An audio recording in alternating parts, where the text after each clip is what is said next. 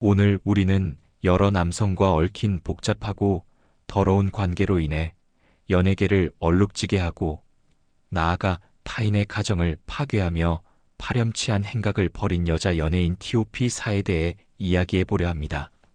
이들은 자신의 욕망을 채우기 위해 수단과 방법을 가리지 않고 행동했으며 그 결과는 뻔했습니다. 대중의 사랑은 배신당했고 자신들이 망쳐놓은 관계와 가정들 뒤에는 끊임없는 상처와 고통만이 남았습니다. 결국 이들은 남성들에게도 버려지고 대중에게도 외면당하며 초라하게 추락하는 결과를 맞이했습니다.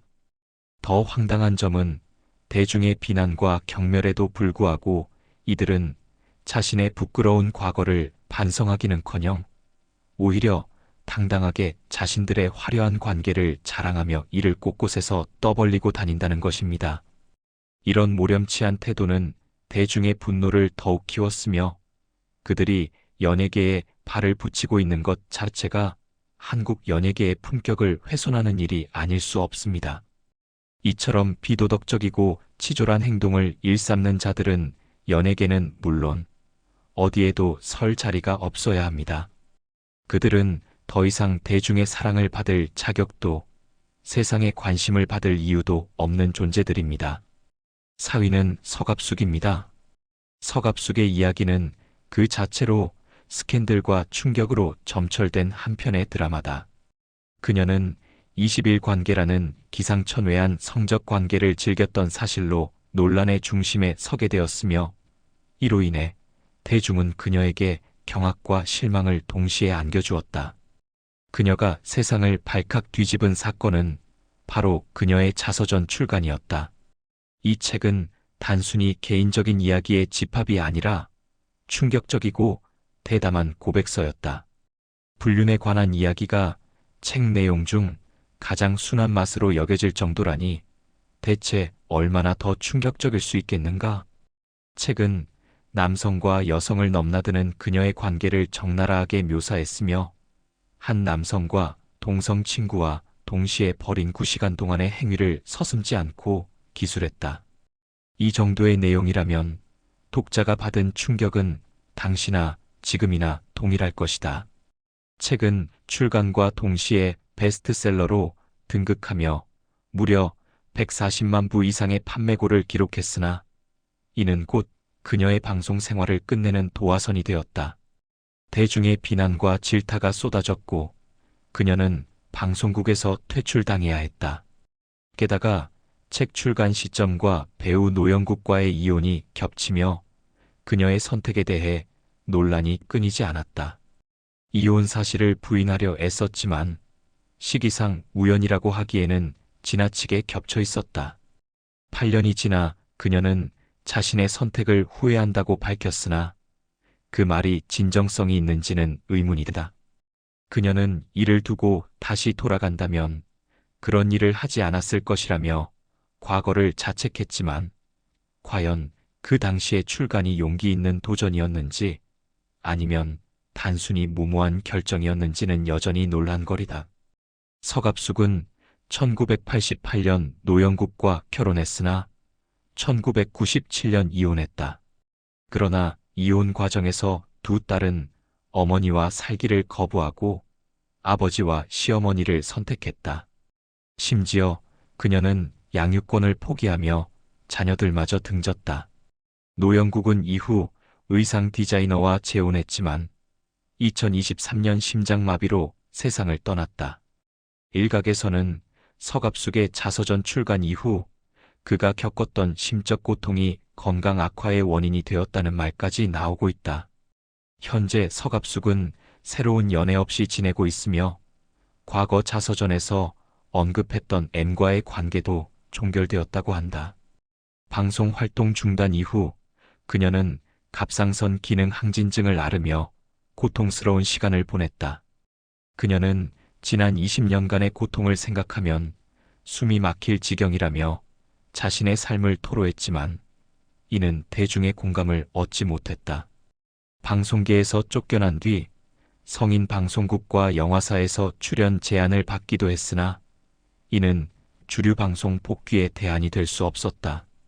결국 경기도 남양주에서 고깃집을 열며 자영업자로서 새로운 삶을 모색했지만 과거의 명성을 완전히 잃은 채 남은 생을 보내고 있다. 그녀의 과거가 대중에게 준 상처는 그녀 스스로 감당해야 할 몫이었다. 그러나 그녀의 선택은 딸들에게까지 영향을 미쳤다. 서갑숙은 세상과의 싸움에 지쳐 딸들을 돌보는 것이 버거웠다고 고백했지만 이는 자녀들에게 무거운 짐으로 전가되었을 뿐이다. 그 결과 그녀의 딸 노희정은 어린 시절 홀로 많은 어려움을 겪어야 했다. 이는 서갑숙의 삶이 단순히 개인적인 선택의 연속이 아니라 그 선택이 얼마나 많은 사람들에게 영향을 미쳤는지를 적나라하게 보여주는 사례라 할 수 있다. 이 모든 스캔들과 선택들 속에서 서갑숙은 대중의 비난을 받으며 자신의 자리를 잃었다. 과연 그녀의 이야기가 후회로 끝나는 반면교사가 될 수 있을까? 아니면 단순히 잊혀진 스캔들로 남을까? 3위는 아나운서 한성주입니다.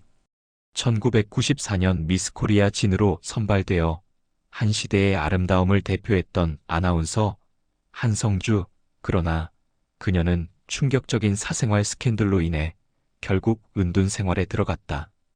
170cm의 늘씬한 키와 서구적인 외모, 그리고 고려대학교 정치외교학과 출신이라는 스펙으로 화려하게 주목받았던 그녀는 미스코리아 경력을 발판 삼아 공채 아나운서로 데뷔했다.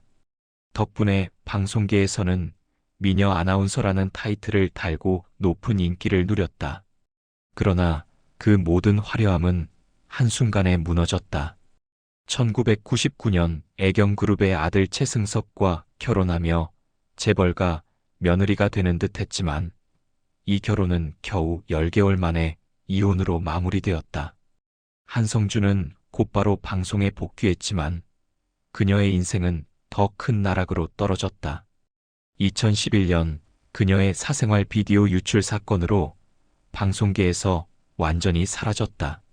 당시 인터넷에는 어양의 비디오라는 제목의 영상이 게시되었고 그 영상 속 얼굴이 한성주라는 의혹이 퍼졌다.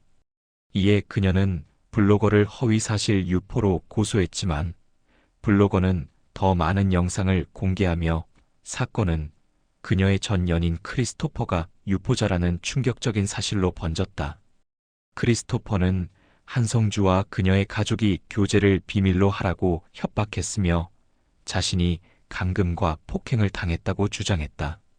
또한 그녀가 결혼을 약속하며 자신의 신용카드를 마음껏 사용해 명품 가방, 시계 등을 구입했고 그 금액이 3억 4천만 원에 이른다고 폭로했다. 여기서 끝이 아니다.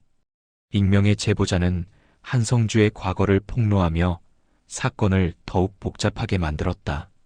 그 제보자는 한성주와 그녀의 가족이 부유한 남성을 상대로 협박, 폭행, 금품 갈취 등의 범죄를 저질렀다고 주장했다.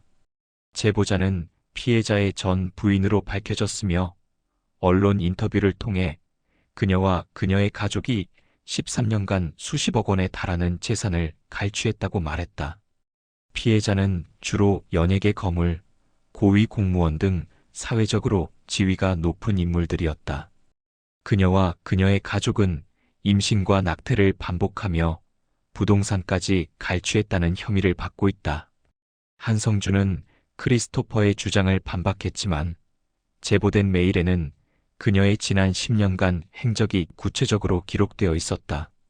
한성주, 그녀의 삶은 마치 한 편의 비극적인 드라마를 방불케 하지만 그 속에서 드러난 것은 단순한 실수나 우연이 아니다. 그녀와 그녀의 가족이 벌인 행태는 단순한 논란을 넘어 법적, 도덕적 기준을 모조리 짓밟은 사례로 남아있다. 이 사건은 단순히 한 개인의 몰락이 아닌 권력과 명예 뒤에 숨겨진 추악한 민낯을 적나라하게 드러낸 대표적인 사례로 기록될 것이다. 메일에는 한성주가 재벌가와 결혼한 상태에서도 신모 교수와 내연 관계를 맺었다는 충격적인 사실이 담겨 있었다. 더 기가 찬 점은 그녀가 심 교수로부터 무려 7억 5천만 원 이상의 금품을 갈취했을 뿐만 아니라 그녀와 어머니가 심 교수를 회유하여 아파트 소유권까지 갈아치웠다는 내용까지 포함되어 있었다는 것이다.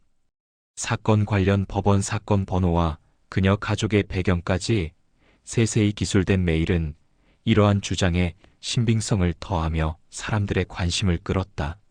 한편 크리스토퍼는 한성주를 상대로 소송을 제기하며 법적 공방에 나섰다.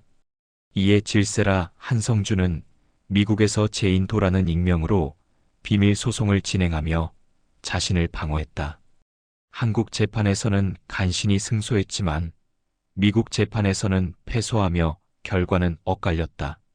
그러나 법정 승패가 어찌 되었든 간에 그녀의 이미지는 이미 돌이킬 수 없는 수준으로 추락했다.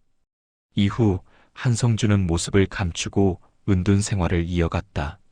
그러나 최근 들어 다시 슬그머니 세상의 모습을 드러내기 시작했다.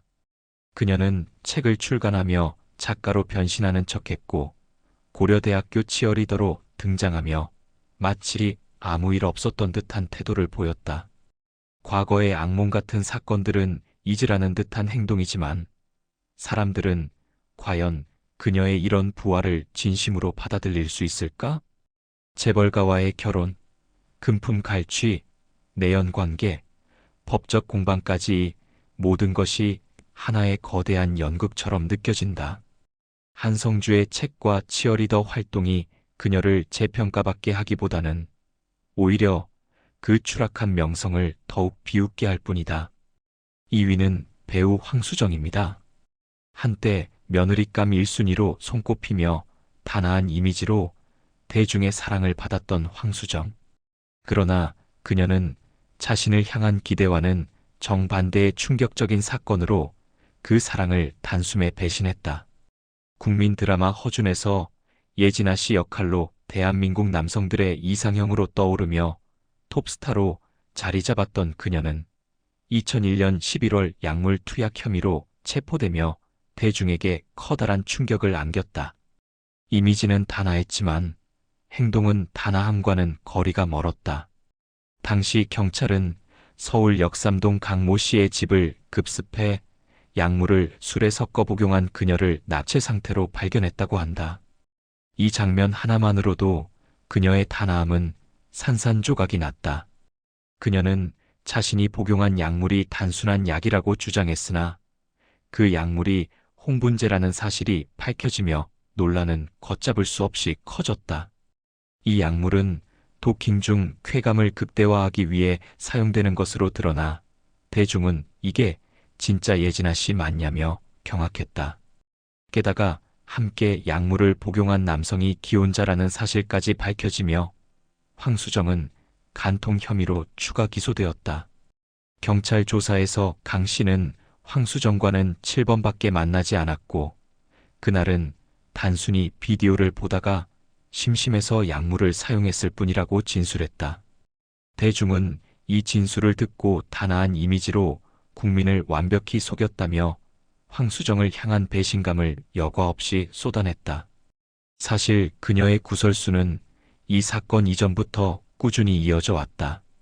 데뷔 초부터 매니저와의 열애설, 재벌 2세와의 스캔들, 스포츠 스타들과의 연문설이 끊이지 않았는데 드라마 허준으로 인기를 얻던 시기에도 유부남 강정훈과 H호텔에 머물렀다는 소문이 파다했다.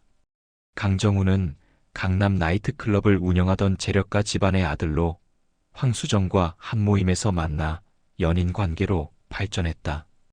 두 사람은 오피스텔에서 동거 생활을 하며 황수정은 가족에게 친한 언니 집에 있다고 거짓말을 했다는 소문도 있다. 강정훈은 에쿠스를 몰며 촬영장까지 그녀를 데려다주고 촬영이 끝날 때까지 대기한 뒤 함께 사라지는 모습을 자주 보였다.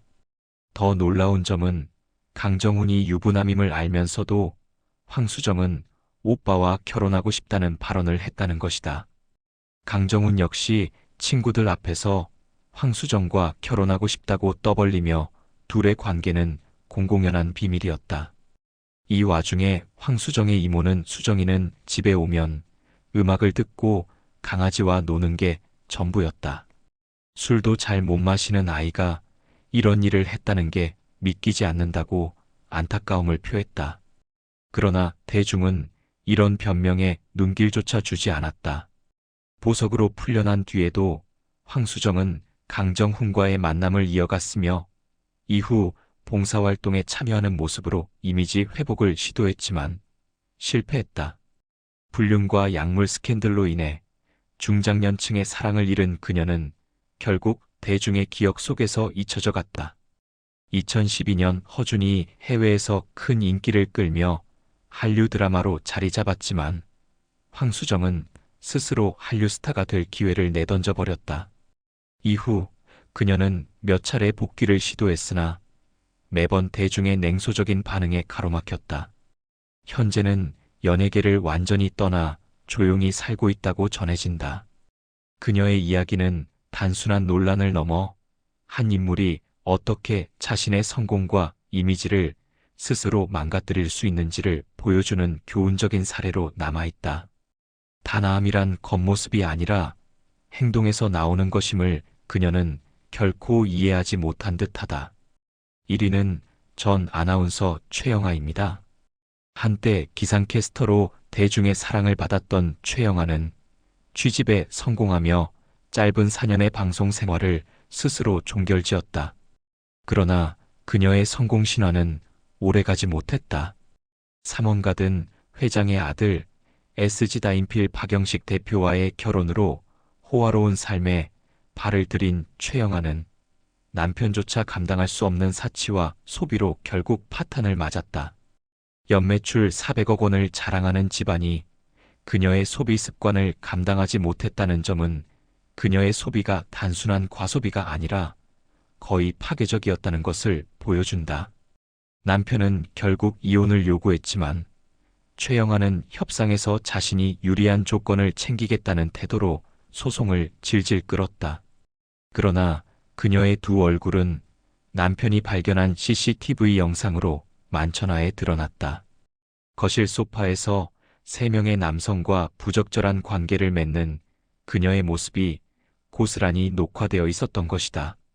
특히 그 남성들 중 2명은 호스트바 종업원, 나머지 1명은 이름만 들어도 알 법한 유명 후원자였다니 그녀의 도덕성과 선택 기준이 얼마나 밑바닥이었는지 실소를 자아낸다. 결국 남편은 이 영상을 근거로 이혼 소송을 유리하게 끌고 갔고 장인의 빚 1억 7천만 원을 대신 갚는 조건으로 최영아와의 결혼 생활을 끝낼 수 있었다. 이혼 후에도 최영아의 행보는 대중의 눈살을 찌푸리게 만들었다. 그녀는 화려한 인스타그램과 블로그로 뷰티, 패션 콘텐츠를 올리며 쇼핑몰을 운영했으나 겉모습 뒤에 감춰진 불안정한 사생활은 끝없이 논란을 일으켰다. 그녀는 이후 배우 김선호와의 연애를 시작하며 또다시 논란의 중심에 섰다. 이번에는 재력 대신 김선호의 외모에 집중해 다가갔으며 심지어 이혼녀라는 사실조차 숨긴 채 관계를 이어갔다. 그러나 도덕성이라곤 찾아볼 수 없는 그녀는 김선호와 사귀는 중에도 호스트바 종업원들과 만남을 지속했고 이를 알게 된 김선호는 결국 관계를 끝내기로 결심했다. 김선호의 이별 통보 후 최영아는 놀랍게도 곧바로 다른 남자를 만나 새로운 연애를 시작했다. 그녀의 빠른 태도, 전화는 대중을 놀라게 했지만 더 큰 충격은 김선호가 드라마 갯마을 차차차로 큰 인기를 얻고 주가를 올리자 그녀가 그에게 재결합을 요구하며 시작되었다. 재결합 요구가 거절당하자 최영아는 김선호와의 과거를 폭로하며 협박에 나섰다. 연애 초기에 있었던 태아 포기 사건을 언급하며 피해자 행세를 시작한 그녀는 초기에 대중의 동정을 사기도 했다. 김선호는 이로 인해 방송과 광고에서 하차하며 큰 타격을 입었지만 이후 지인들의 증언과 과거 메시지가 공개되며 사건의 진실이 밝혀졌다. 아이를 지키고 싶어 했던 김선호의 의지와 달리 최영아가 이를 거부했다는 점이 드러난 것이다. 결국 최영아는 운영하던 쇼핑몰과 SNS 계정을 모두 삭제하고 잠적했다. 성형으로 외모를 대폭 바꿨다는 소문은 그녀를 찾기 어렵게 만들었다. 이처럼 최영아는 스스로 선택한 행동들로 인해 끝없는 추락을 자초했으며 그녀의 이름은 이제 스캔들과 부도덕의 대명사로 남아있다. 한때 대중 앞에서 우아함과 청순함을 뽐냈던 그녀는 이제 자신의 잘못된 선택과 끝없는 욕망이 불러온 결과를 온몸으로 감당하며 살아가야 할 것이다. 취집의 끝이 이렇게나 비참할 줄 그녀는 과연 예상했을까? 씻을 수 없는 범죄를 저지른 연예인 T.O.P. 사위는 조영기입니다. 1991년 8월 2일 조영기는 국방부 홍보 영화를 촬영하기 위해 강원도 정선에 갔습니다. 당시 그는 영화 관계자들과 여관에 머물며 술을 과하게 마시고 만취 상태에서 제대로 걸어가지도 못할 정도로 취한 채 동료들의 도움을 받아 겨우 여관으로 돌아갔습니다. 그 다음 날인 8월 4일 그는 또다시 술에 취한 채 차를 몰고 운전하다가 32세의 나점내 씨를 치는 사고를 일으켰습니다. 하지만 가장 큰 문제는 사고 직후 피해자가 살아있을 수도 있었음에도 불구하고 조영기는 아무런 조치 없이 바로 신고하지 않았다는 점입니다. 그가 이 일을 은폐하려고 한 방식은 또 다른 충격이었습니다. 그는 피해자를 약 12m 끌고 가 도로 옆 숲속에 유기한 뒤 마치 아무 일 없다는 듯 차로 돌아가 도로 한가운데서 잠이 들었습니다. 일말의 양심도 없이 결국 그는 7시간 후에 경찰에 의해 체포되었고 그때서야 비로소 그의 범죄가 세상에 드러났습니다. 음주운전, 뺑소니, 시신유기, 이 모든 게 그의 손에 묻은 죄였습니다. 그러나 법원은 이를 과실치사로 판단하여 겨우 5년형을 선고했지만 그 형량은 그 죄에 비해 너무나 가볍고 부적절한 처벌이었습니다. 이 사건이 당시 언론에서 제대로 다뤄지지 않았다는 사실은 정말 충격적입니다. 1990년대 초 인터넷이 활발히 보급되지 않았던 시절이었기 때문에 이 사건은 빠르게 대중의 기억에서 사라졌고 조영기는 아무런 반성도 없이 방송에 복귀하며 다시 얼굴을 드러냈습니다. 그는 단 2년 만에 가석방으로 출소했고 그 후 1993년부터 활동을 재개했습니다. 그리고 그가 활동을 재개하자마자 그를 보고 또 속은 대중들은 마치 아무 일도 없었다는 듯 다시 그를 환영했습니다. 그가 출연한 드라마나 광고는 정말 기가 막힌 상황이 아닐 수 없습니다. 특히 음주운전으로 감옥에 갔던 그가 맥주 카스 광고까지 찍었다니 피해자 입장에서 얼마나 참기 힘든 일이었겠습니까? 그는 자신의 끔찍한 범죄를 덮어놓고 여전히 방송에서 활동하며 친근한 이웃집 아저씨처럼 웃고 떠들었으나 21세기 들어 인터넷이 대중화되면서 그의 진실이 다시 수면 위로 떠오르기 시작했습니다. 2010년대 인터넷 커뮤니티에서 그가 킬러조라는 별명으로 불리며 그의 범죄가 다시 조명되었고 여론은 급격히 악화되었습니다. 그제야 그가 방송에 출연하지 못하게 되었고 24년 동안 방송에서 활동한 사실은 정말 믿기 힘든 일입니다. 그는 방송에서 퇴출되자 유튜브 채널을 열 계획을 세웠다고 합니다. 그러나 킬러주라는 별명을 의식한 탓인지 댓글창을 차단하며 활동을 했습니다. 급격한 여론과 무관심 속에 결국 그는 유튜브를 그만두었고 여전히 과거의 죄에 대해 아무런 사과나 반성의 태도를 보이지 않았습니다.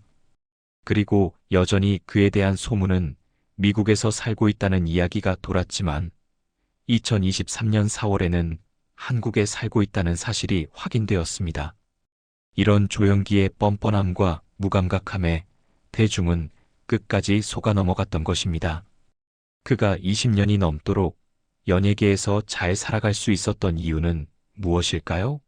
바로 그의 잔인한 범죄와 그에 대한 진정성 없는 태도가 더 이상 묻히지 않게 되었기 때문입니다. 3위는 차주혁입니다. 차주혁 혼성그룹 남영호학에서 열혈강호라는 예명으로 잠시 주목받았던 그 인물은 넘치는 끼와 별개로 범죄 전과로 도배된 인물입니다.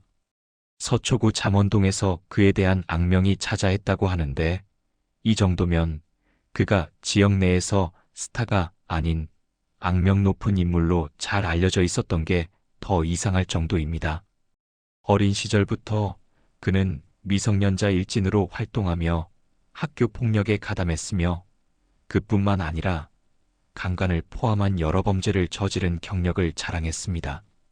이런 그의 과거가 드러난 뒤에도 연기자로서 전향했지만 대중은 그에게 차갑고 냉정한 시선을 보냈고 결국 소속사에서 그를 퇴출시키기까지 했습니다.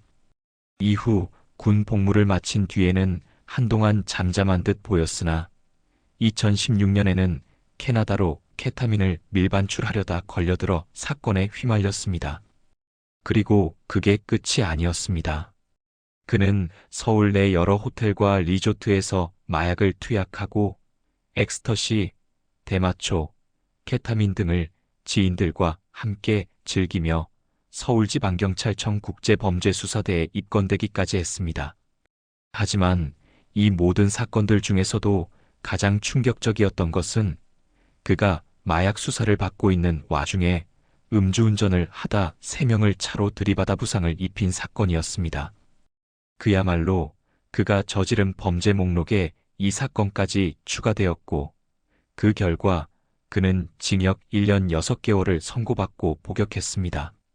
그런데 출소한 지 고작 11일 만에 또다시 범죄에 연루되며 정말로 끝없이 논란의 중심에 서 있었습니다. 출소 후 얼마 지나지 않아 그는 아파트에서 난동을 부리며 경찰에 체포되었고 그 과정에서 또 마약 투약 사실이 드러나 구속영장이 발부되었습니다. 그동안 그는 활동도 별로 없었지만 자신은 여전히 사치스럽고 화려한 생활을 즐기고 있었다고 합니다. 골프 투어, 해외여행, 슈퍼카, 명품 시계 등을 자랑하며 다녔다고 하는데 이런 호화로운 생활을 보면 과거 그의 아버지가 조직폭력배와 관련이 있었다는 소문이 사실일지도 모르겠다는 생각이 듭니다. 차주혁은 그저 범죄를 저지르고도 아무런 반성 없이 자신만의 화려한 삶을 자랑하는 모습을 보여왔습니다. 그가 여전히 방송 활동을 하고 있다면 그건 대중이 너무 쉽게 잊어버린 덕분이겠죠. 아니면 대중이 이만큼 바보일 정도로 그를 변화한 사람으로 믿어왔다는 걸까요? 2위는 정명현입니다. 정명현, 아역 배우로 시작해 이경규의 눈에 띄어 여러 프로그램에 출연하며 이름을 알린 그가 과연 스타의 길을 걷고 있었을까요? 그의 인기는 박중훈과 함께 찍은 광고 덕분에 더욱 확산되었고 당시 그는 인기 배우로서 큰 주목을 받았습니다. 그러나 그 화려한 시작은 불행의 예고편에 불과했습니다. 고등학교 시절 본드를 흡입하며 절도 행위를 벌이다가 발각되었고 이 사건이 큰 논란을 일으켰지만 그는 그저 반성 없이 시간을 보냈습니다. 그 후 몇 달도 지나지 않아 그는 또다시 본드 흡입에 빠져들었고 그뿐만 아니라 성폭행 범죄까지 저지르며 사회적 충격을 안겨주었습니다. 당시 언론 보도에 따르면 그는 특수강간 혐의로 구속영장이 발부될 정도로 심각한 범죄를 저질렀고 그저 아이였던 그가 이미 돌이킬 수 없는 길을 걷고 있었다는 사실이 씁쓸함을 더했습니다. 결국 어린 나이에 연예계를 떠난 그는 2011년 말 비극적인 선택을 하며 생을 마감했습니다. 이 사건은 그가 스스로 인생을 망가뜨린 가장 안타까운 사례로 남게 되었지만 우리가 기억해야 할 것은 그의 잘못된 선택이 결국 그를 파멸로 이끌었다는 점입니다. 그가 젊었을 때 받았던 기회와 주목은 결국 그가 저지른 범죄의 그림자 속에 묻혀버렸고, 한때의 스타가 된 것도 결국 그 자신을 구원하지 못했습니다. 1위는 이면식입니다. 연예인들이 음주운전으로 비난을 받고 방송 활동을 중단하는 일이 자주 일어나고 있습니다. 이들 대부분은 당연히 깊은 반성과 강력한 처벌을 받아야 마땅합니다. 그 중에서도 음주운전의 대표적인 인물로 꼽히는 것이 바로 이면식입니다. 한때 국민 아버지라는 사랑스러운 별명을 얻었던 그는 과거 방송 프로그램 해피투게더에 출연하여 자신이 음주운전을 한 기록이 무려 7번에 달한다고 고백해 모두를 충격에 빠뜨렸습니다. 대체 어떤 사람인가 싶을 정도로 그는 술에 취한 채 운전해 면허 취소 처분을 받은 뒤에도 여전히 무면허 상태에서 음주운전을 반복하는 모습을 보였습니다. 이처럼 7번이나 음주운전을 반복한 행위는 말 그대로 살인미수와 다를 바 없는 범죄인데도 불구하고 그는 예능 프로그램에서 그 끔찍한 사실을 마치 농담처럼 이야기하며 웃음을 유발하려 했습니다. 그가 방송에서 보여준 태도는 사람들의 생명과 안전을 우습게 여기는 처사에 불과했으며 마치 자신이 벌인 범죄가 웃음거리라도 되는 것처럼 행동했습니다. 그런 그가 아직까지도 대중 앞에 서는 모습이 참으로 아이러니하고 정말로 그가 받은 국민 아버지라는 칭호는 어디로 갔는지 묻고 싶습니다.